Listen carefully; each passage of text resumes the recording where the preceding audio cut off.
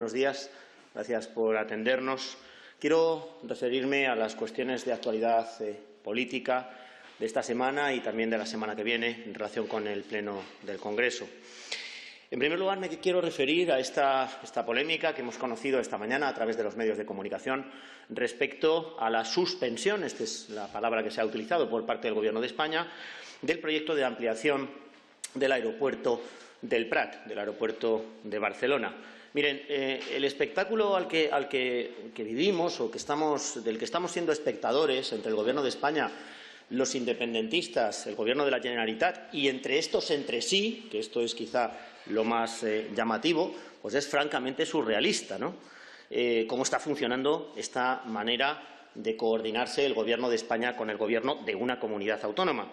Pero es que yo creo que nadie duda de la necesidad de esta inversión. Nosotros en muchas ocasiones hemos apoyado precisamente que se pudiera producir un desarrollo de esta infraestructura, dado que la infraestructura se encuentra actualmente al límite, únicamente puede operar el aeropuerto con una pista corta, no se puede utilizar la pista larga. Y de esta obra, de esta inversión de 1.700 millones de euros en beneficio de Cataluña y en beneficio de España, que puede suponer un incremento del 2% del Producto Interior Bruto de Cataluña, ahora que la Comunidad de Madrid ha superado en Producto Interior Bruto precisamente a esa comunidad autónoma, dependen miles de empleos, depende el despertar de la economía después de la pandemia, es clave para la prosperidad de los catalanes y de los españoles y, desde luego, sería un referente internacional de la modernización de nuestro país. Pero nos encontramos de nuevo, una vez más, como tantas veces en esta legislatura, con los líos del presidente del Gobierno, con sus socios separatistas, con sus chantajes, con tensar la cuerda. Miren, lo que sí que queda claro es que al Gobierno de la Generalitat no le interesan los problemas de los catalanes, no les interesa la prosperidad y el bienestar de las familias, de los empresarios en Cataluña ni en España. Solamente les interesa la autodeterminación, la independencia, los indultos, la mesa de la vergüenza, la reforma de los delitos de sedición y de rebelión, pero, desde luego, el progreso económico y el bienestar de la sociedad catalana, de toda la sociedad catalana, es algo que se la trae al fresco. Están instalados en el cuanto peor mejor. Esa frase que se hizo famosa, del cuanto peor mejor, que probablemente utilizarán como excusa para decir que cuanto peor le vaya a Cataluña será por culpa de España, ¿no?, que es lo que suelen siempre decir. ¿Pero qué me dicen con respecto a la posición que mantiene el Gobierno de España? Sin un plan nacional de infraestructuras que llevamos pidiendo ya hace muchos años, un plan nacional que utilice criterios objetivos para identificar donde hay que realizar las inversiones para mejorar las infraestructuras en beneficio de los habitantes que se encuentren más cercanos a esa infraestructura y en beneficio de todos los españoles. No, ni el PSOE ni el PP durante todos estos años han realizado ese Plan Nacional de Infraestructuras, sino que si me votas los presupuestos, pues entonces te doy el dinero para que hagas esta o esta otra infraestructura. Cuando tenemos pendiente el corredor mediterráneo, cuando tenemos pendiente el tren de Extremadura, cuando tenemos pendiente la conexión del aeropuerto de Sevilla con el AVE, entre otras muchas, al final resulta que todo depende de que me apruebes los presupuestos generales del Estado y no de los criterios objetivos respecto a dónde es mejor invertir para multiplicar esa inversión y, posteriormente, obtener el reintegro, el retorno de esa inversión en riqueza para comunidades autónomas y para todo el país. Son los intereses personales del presidente del Gobierno, al final, los que guían la inversión en unas u otras infraestructuras. Nosotros seguiremos sosteniendo la necesidad de que sean criterios objetivos los que determinen, los que presidan la elección de una u otra inversión, de mejorar una u otra infraestructura, y no los criterios políticos, los criterios del politiqueo, los intereses personales del presidente del Gobierno. En segundo lugar, quiero referirme también a esa falsa denuncia de homofobia que nos tiene a todos preocupados y, la verdad es que entristecidos. Entristecidos porque hace un daño tremendo a todas aquellas personas LGTBI que verdaderamente se ven perseguidos por razón precisamente de esta condición y que no encuentran la comprensión, la tolerancia, la libertad para poder desarrollar su orientación sexual como ellos quieran en absoluta libertad. Y, en segundo lugar, y sobre todo, también una honda tristeza nos causa el hecho de ver cómo se utiliza el dolor ajeno, cómo se utiliza este evento, este suceso, precisamente con finalidad política, para atacar al rival político. Nosotros creemos que la mayor responsabilidad del tratamiento que se ha dado a esta noticia la tiene el señor Marlaska, la tiene el Gobierno, porque es el Gobierno quien tiene la responsabilidad de tener que investigar y de tener que ser prudente a la hora de realizar juicios de valor.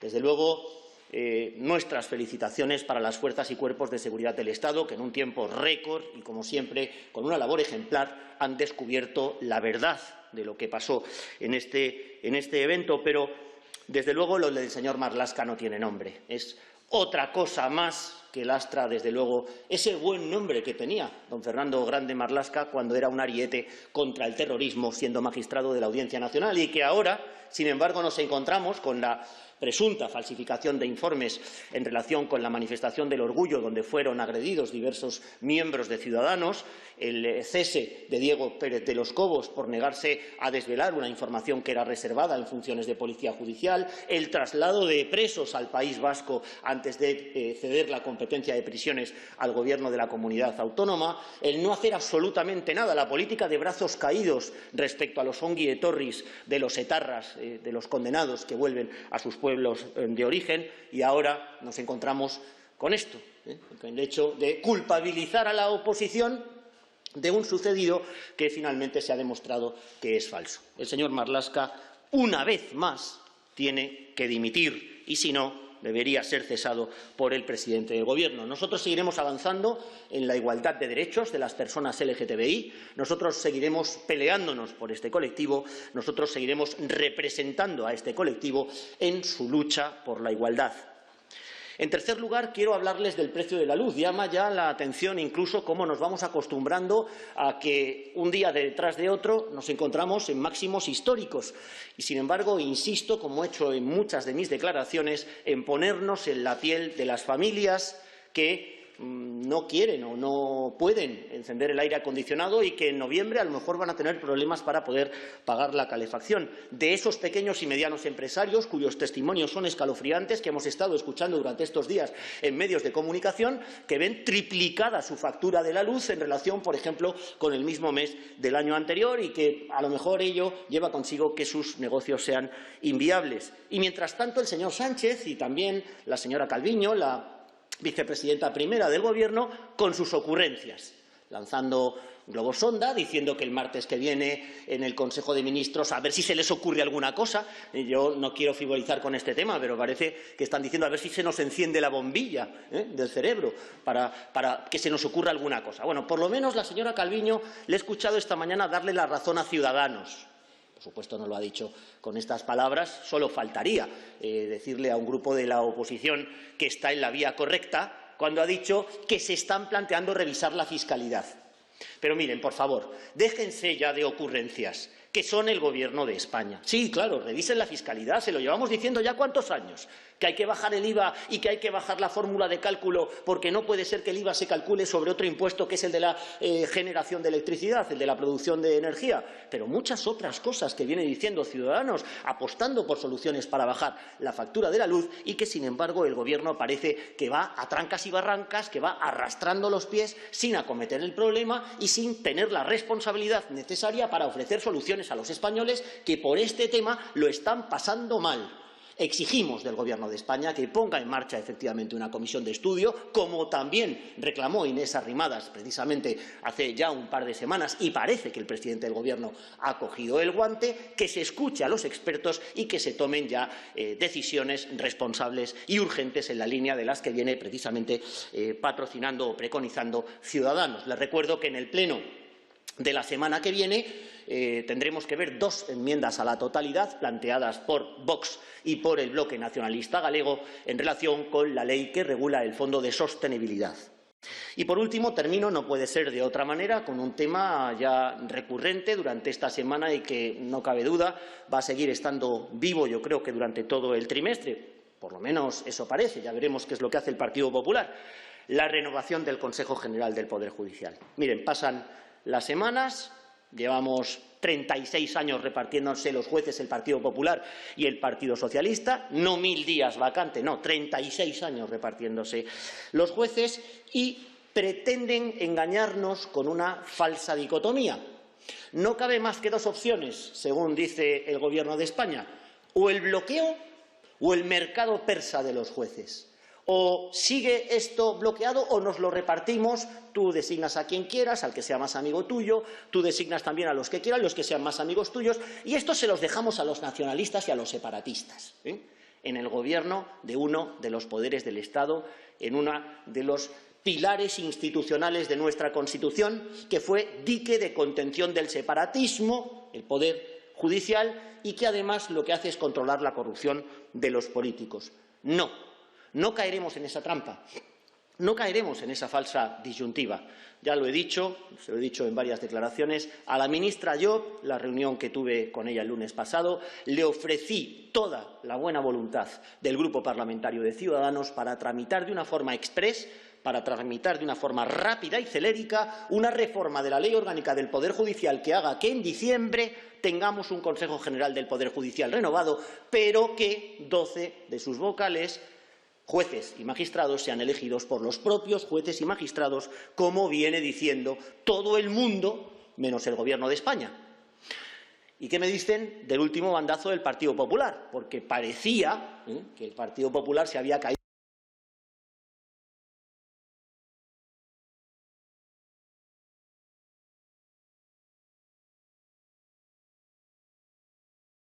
del caballo y había visto la luz, después de repartirse durante 36 años los jueces y controlar la Sala Segunda del Supremo desde atrás, como decía el señor Coisidó. Ahora parece que estaban en esa línea de imponer la reforma del sistema de elección de 12 jueces y magistrados, pero han vuelto a cambiar de opinión.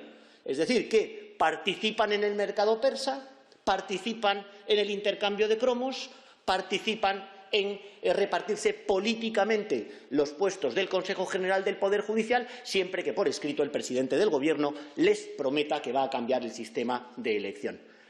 No más promesas, no más promesas. El propio Partido Popular llevaba esta promesa en su programa electoral, tuvo mayoría absoluta y no cumplió con esta promesa. No al reparto de los jueces de ninguna manera. Lo dice todo el mundo. Lo dice el comisario de Justicia, lo dice el Tribunal de Justicia de la Unión Europea, lo dice el Grupo Greco, lo dice la Comisión de Venecia, lo dice el Tribunal Constitucional Español, lo dicen todas las asociaciones judiciales y de fiscales que tenemos en España y también la Asociación Europea. Así que, por favor, reformemos el sistema de elección de los 12 vocales del Consejo General del Poder Judicial, como ya teníamos este sistema en el año 1980, hasta que en 1985 Felipe González lo cambió. Consigamos que el Gobierno de España se le caiga la venda y vea que efectivamente esto es lo que hay que hacer, esto es lo que nos impone Europa. Quiero decirles que esta semana estamos muy preocupados porque la Comisión Europea ha decidido retrasar o suspender las ayudas a Polonia y a Hungría, las ayudas de los fondos Next Generation. Precisamente por uno de los temas por los cuales suspende estas ayudas es que no se respeta la independencia del Poder Judicial y, por lo tanto, tengamos voluntad de desbloqueo real para que 12 jueces y magistrados sean elegidos por sus iguales, sean elegidos también por jueces y magistrados. Y contesto a las preguntas que me quieran hacer. Hola, buenos días.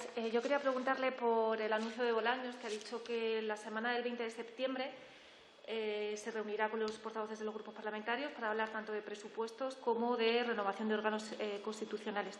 Entonces, quería preguntarle si van a proponerle alguna condición para su apoyo para los presupuestos, si tienen ya pensado qué le van a decir, qué le van a pedir o simplemente van a escuchar. Gracias. Don Félix Bolaños, el ministro de la Presidencia, ha planteado esta reunión con los grupos parlamentarios dentro de las relaciones institucionales ordinarias, normales, que existen entre los grupos parlamentarios, y a mí me ha llamado la atención de sus declaraciones que nos exigía sentido de Estado, ¿no?